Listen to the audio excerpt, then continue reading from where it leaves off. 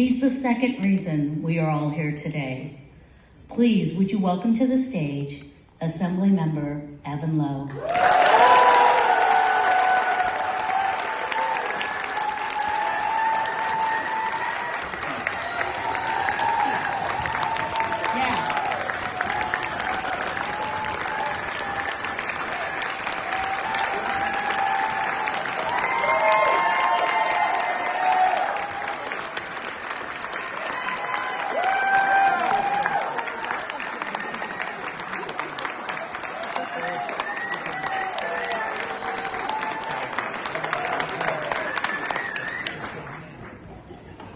Okay, so Evan, as my appreciation for your sacrifice and commitment, I'd like to give you, come over here.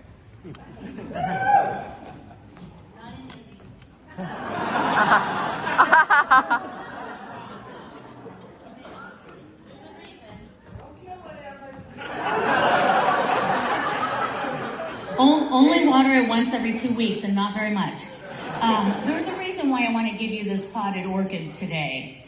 For your sacrifice and commitment to the community, orchids represent the courage to do the right thing, as well as hopefully have you appreciate the beauty in our lives. Thank you for serving our community and being part of my family.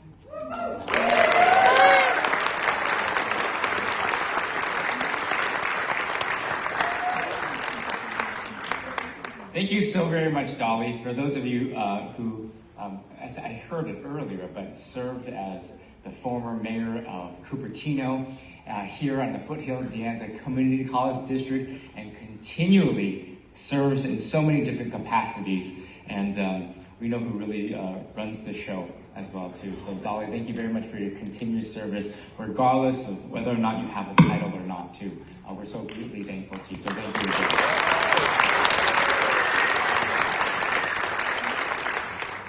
Each and every one of you have committed to the community in so many different ways, and many of you, if you can reflect on your relationship with Patrick Ahrens, or if you will further develop your relationship with Patrick Ahrens, you have touched his lives in so many different ways, whether it be on a phone call or watching him in action.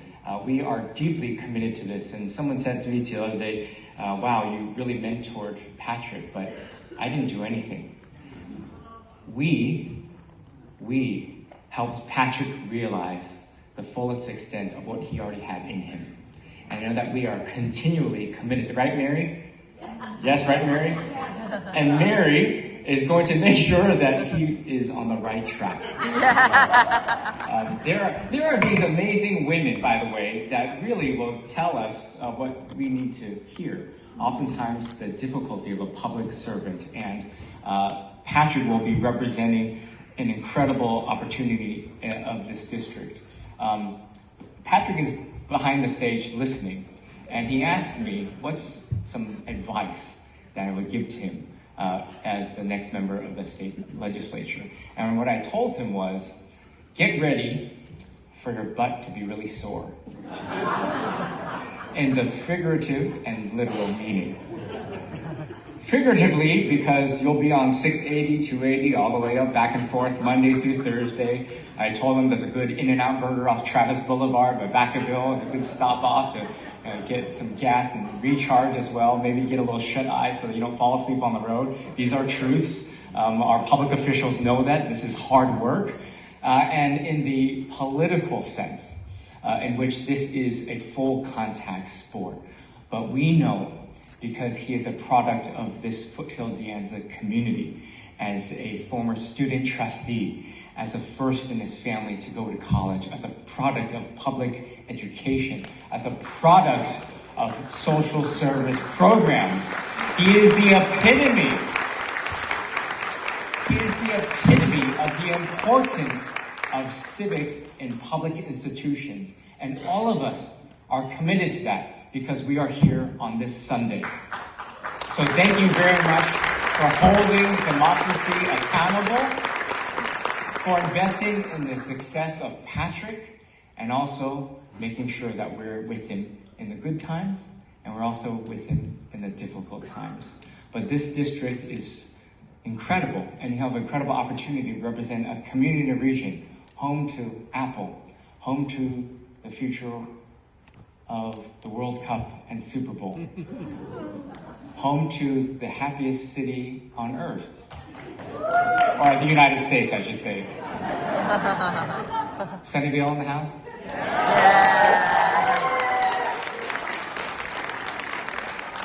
Home to other institutions like Rod Deargon Sr. And I also see Rod here that I know when we think about, the great thing also about Patrick too is that he remembers our history.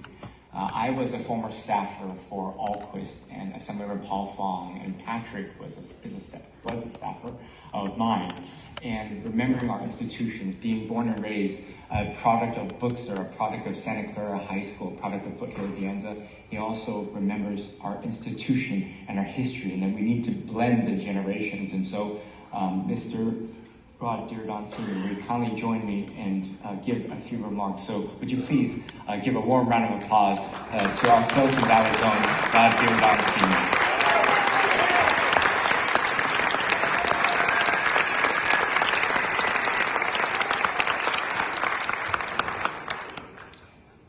Well, you just heard from a super glass ceiling breaker, and he just has led the way for many to follow, and he is a great role model, and we're going to hear a lot more from him because he's just a kid still. Interesting that he came up with Mrs. Alquist when and I'm 86 next month, I worked for her husband, Al Alquist, the real state senator. I'll tell you, he was a rear end kicker from the word go, and an old railroader. And that was back in the late 60s and early 70s.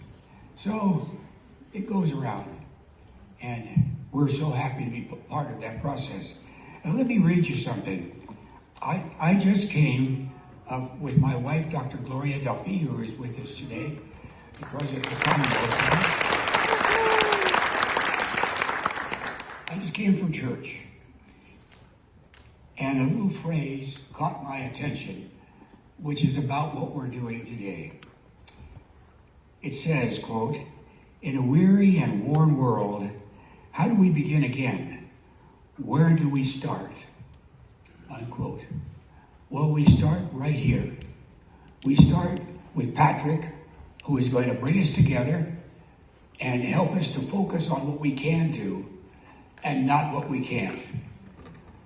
In remedying the fiasco we have at the national level by reminding us that we have huge successes here at the local level. And we can build on that success so that there is a chance at saving the earth from the climate change fiasco for our children. There is a chance to begin providing housing for people who are unhoused. There is a chance for fair distribution of economic capacity, and many, many more. And Patrick's going to lead that way. And he's prepared because of Evan, and he needs to take a lot of that credit, by the way, and because of all of you.